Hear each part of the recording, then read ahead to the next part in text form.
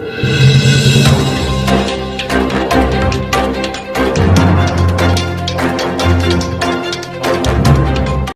तक आप राष्ट्रीय विश्व हिंदू रक्षा परिषद के प्रदेश अध्यक्ष के रूप में थे और अब सुहेल देव समाज पार्टी जो आपने ज्वाइन किया है, ऐसे में दोनों चीज़ें आपके साथ चलेंगी या किसी एक नाव पर सवार होना है? देखिए, सबसे पहले आप सभी लोगों का बहुत बहुत धन्यवाद।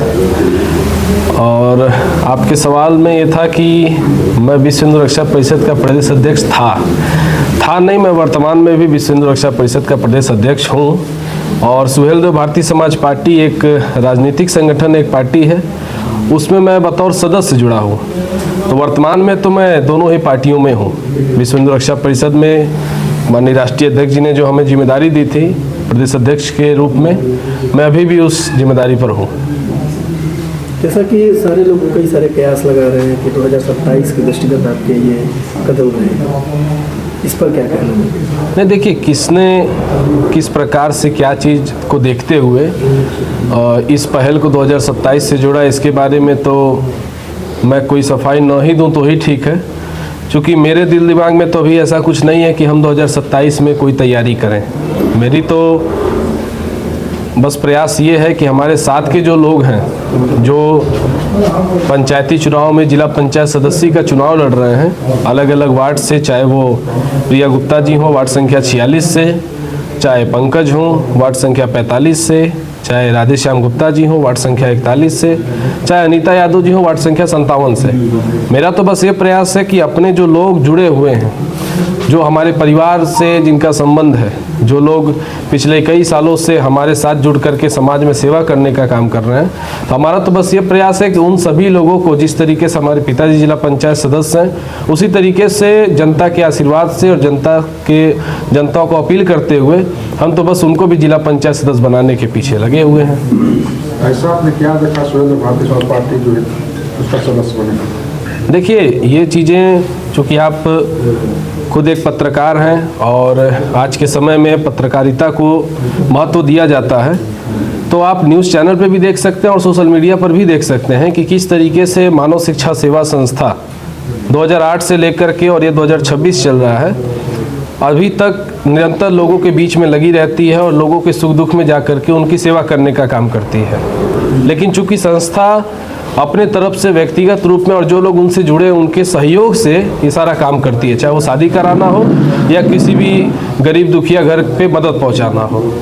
और यही चीज़ें सरकारी रूप में सुहेल देव भारतीय समाज पार्टी करती है। तो सुहेल देव भारतीय समाज पार्टी की सोच और कहीं ना कहीं हमारे संस्था की और हमारे लोगों की सोच एक दूसरे से बहुत ज़्यादा ही मिलती जुलती है। तो यही एक वजह है कि उनके भी कार्यों को देखते हुए और उनकी जो सोच है उस सोच को देखते हुए हमें भी प्रसन्नता हुई और यही वजह है कि हम सुहेल देव भारतीय समाज पार्टी से जुड़े।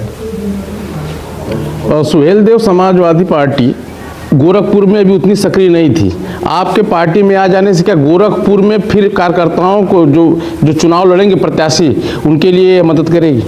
देखिए, शिखर गुप्ता कोई बहुत बड़े नेता थोड़ी हैं कि किसी पार्टी को हम बना देंगे और बिगाड़ देंगे। नहीं, बनाने बिगाड़ने की बात तो नहीं। नहीं, जब आप पार्टी के हिसाब से तो आपकी जिम्मेदारी तो बनती है। मेरी जिम्मेदारी ये बनती है कि मैं जिस भी पार्टी में जुड़ा हूँ, जिस भी संगठन में जुड़ा हूँ, उस संगठन को अपने तरफ से अपना 100% देने का काम करूँ और उस संगठन को बड़ा करने का काम करूँ।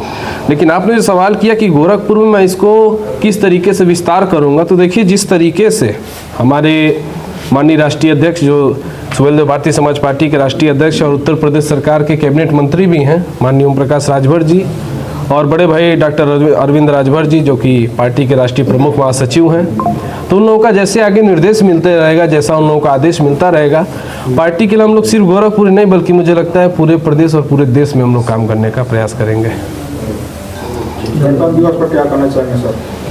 गणतंत्र दिवस की सबसे पहले आप सभी लोगों को बहुत बहुत शुभकामनाएं, सभी पत्रकार साथियों को, और आपके चैनल के माध्यम से मैं पूरे प्रदेश और पूरे देशवासियों को इस गणतंत्र दिवस की हार्दिक बधाई और शुभकामनाएं देता हूं और एक निवेदन करता हूं कि भाईचारे का संबंध आप लोग आगे भी बनाते रहिए। और मैंने पहले भी इससे कहा कि किसी भी त्यौहार में और किसी भी ऐसे फंक्शन में एक दूसरे का साथ देते हुए एक दूसरे के सुख दुख में हम तो खड़े रहने का प्रयास करते ही हैं, जनता भी एक दूसरे का साथ देने का काम करे।